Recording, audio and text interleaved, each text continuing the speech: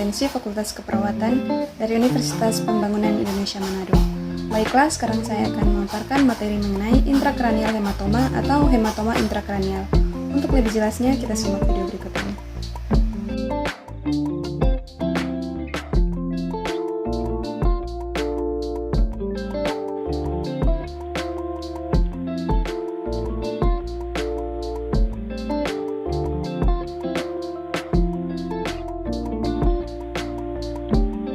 Hematoma intrakranial adalah pecahnya pembuluh darah di dalam otak atau di antara tengkorak dan otak.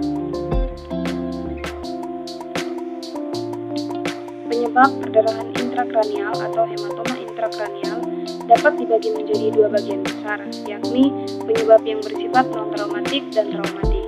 Penyebab non-traumatik misalnya disebabkan oleh kerusakan pembuluh darah akibat eklamsia atau akibat substance use disorder.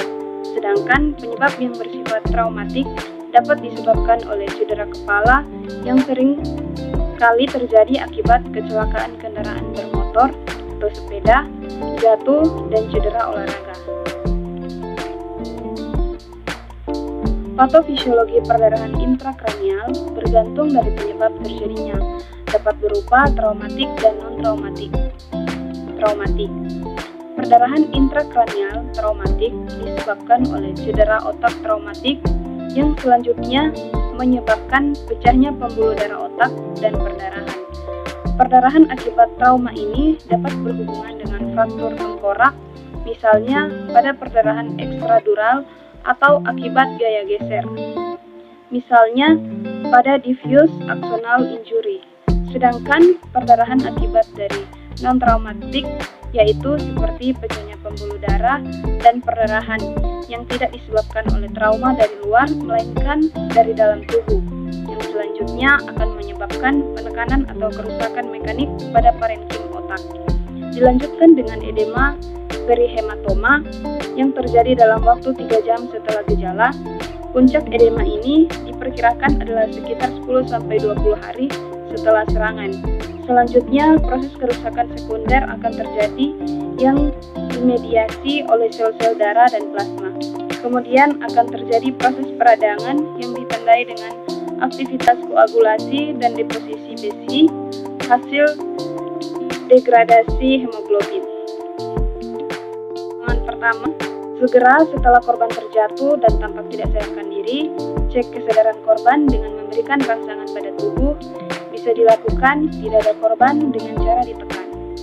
Jalan nafas, pernafasan, sirkulasi pada orang tersebut. Bila perlu, lakukan bantuan nafas dan resusitasi. Jika orang tersebut masih bernafas dan denyut jantung normal, tetapi tidak sadarkan diri, stabilkan posisi kepala dan leher dengan tangan atau collar neck. Pastikan kepala dan leher tetap lurus dan hindari gerakan tiba-tiba pada bagian kepala dan leher. Ada perdarahan, hentikan perdarahan tersebut dengan menekan luka menggunakan kain bersih. Pastikan untuk tidak menggerakkan kepala atau leher. Jika darah merembes pada kain yang ditutupkan, jangan lepaskan kain tersebut, tetapi langsung tambahkan dengan kain yang lain. Segai ada retakan atau patahan pada tulang tengkorak, jangan menekan luka dan jangan coba membersihkan luka, tetapi langsung ditutup dengan kain lain. Jika orang tersebut muntah, miringkan posisinya agar tidak tersedak oleh muntahannya. Pastikan posisi kepala dan leher tetap lurus. Jangan pernah mencabut benda apapun yang tertancap di kepala, tetapi dengan segera membawa korban ke unit gawat darurat terdekat atau UNIAL.